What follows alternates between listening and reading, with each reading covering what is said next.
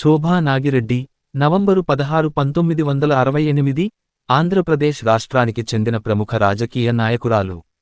ఆమె ఆళ్లగడ్డ శాసనసభ నియోజకవర్గంలో 2012లో ఆమె రాజీనామా చేసిన వరకు 4 సార్లు శాసనసభ్యురాలిగా ఉన్నారు. ఆమె ఆంధ్రప్రదేశ్ రోడ్డు రవాణా సంస్థలో చైర్ పర్సన్గా కూడా పనిచేశారు. ప్రజారాజ్యం పార్టీ అధికార ప్రతినిధిగా కూడా పనిచేశారు. ఆమె అంతకు పూర్వం తెలుగు దేశం పార్టీలో రాష్ట్ర కమిటీ సభ్యురాలుగా కూడా పనిచేశారు. 2012లో ఆమె ప్రజారాజ్యం పార్టీని వీడి యువజన శ్రామిక రైతు కాంగ్రెస్ పార్టీలో చేరారు. ఆమె భర్త భూమా నాగిరెడ్డి కూడా ప్రముఖ రాజకీయ నాయకులు. ఆయన 2 సార్లు శాసనసభ్యునిగాను 3 సార్లు పార్లమెంట్ సభ్యునిగాను పనిచేశారు. ఆమె కర్నూలు జిల్లా ఆళ్లగడ్డ శాసనసభ్యులు, అసెంబ్లీలో party deputy floor leader, party రాజకీయ వ్యవహారాల కమిటీ సభ్యురాలు అయిన శోభా నాగిరెడ్డి చురుకైన నేత. జీవిత విశేషాలు. ఈమె 1968 నవంబర్ 16న ఆళ్లగడ్డలో జన్మించారు. ఈమె ఆంధ్రప్రదేశ్కు చెందిన మాజీ మంత్రి ఎస్వి సుబ్బారెడ్డి యొక్క చిన్న కుమార్తె. ఆమె ఇంటర్ వరకు చదివారు. ఆమె తమ్ముడు ఎస్.వి. మోహనరెడ్డి కూడా రాజకీయ నాయకుడే. 1986లో ఈమెకు భూమా నాగిరెడ్డితో వివాహం జరిగింది. రాజకీయ ప్రవేశం. 1996 నుంచి ఆమె ప్రత్యక్ష రాజకీయాల్లోకి అడుగుపెట్టారు. అప్పటి వరకు గృహిణిగానే ఉన్నారు. ఆమె భర్త భూమా నాగిరెడ్డి పార్లమెంట్ సభ్యునిగా ఎన్నికైనప్పుడు ఆళ్లగడ్డ నియోజకవర్గ శాసనసభ సభ్యత్వానికి రాజీనామా చేశారు.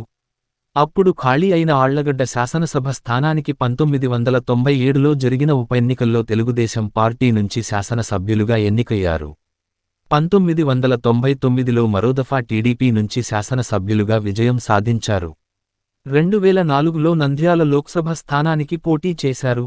కానీ విజయం సాధించలేదు. తర్వాత చిరంజీవి స్థాపించిన ప్రజారాజ్యం పార్టీలో చేరారు. ఆ పార్టీ తరఫున రాయలసీమలో గెలిచిన ఏకైక శాసనసభ్యులు శోభా నాగిరెడ్డి మాత్రమే. అది కూడా చిరంజీవి ప్రభావం వల్ల కాకుండా తమ కుటుంబానికి ఉన్న పరపతితోనే ఆమె గెలిచారు.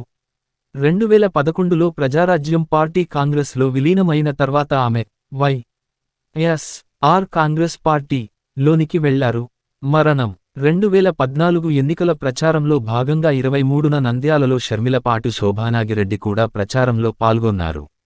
ఈ ఎన్నికల్లో శోభానాగిరెడ్డి ఆళ్లగడ్డ నుంచి, ఆమె భర్త భూమా నాగిరెడ్డి నంద్యాల అసెంబ్లీ నుంచి వైసీపీ అభ్యర్థులుగా పోటీ చేస్తున్నారు.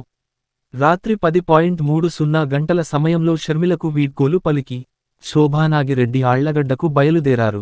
దిబ్బుంట్ల సమీపంలోని జాతీయ రహదారిపై స్థానిక రైతులు వేసిన ఆరబోసిన ధాన్యపు కుప్పల్లోకి ఆమె ప్రయాణిస్తున్న వాహనం దూసుకెళ్లింది. ఒక్కసారిగా అదుపు తప్పి బోల్తా పడింది. ఈ ప్రమాదంలో శోభానాగిరెడ్డి తీవ్రంగా గాయపడ్డారు. ఆమెను అర్ధరాత్రి దాటాక 1 గంట సమయంలో నంద్యాలలోని ఓ ప్రైవేటు ఆస్పత్రికి తరలించారు.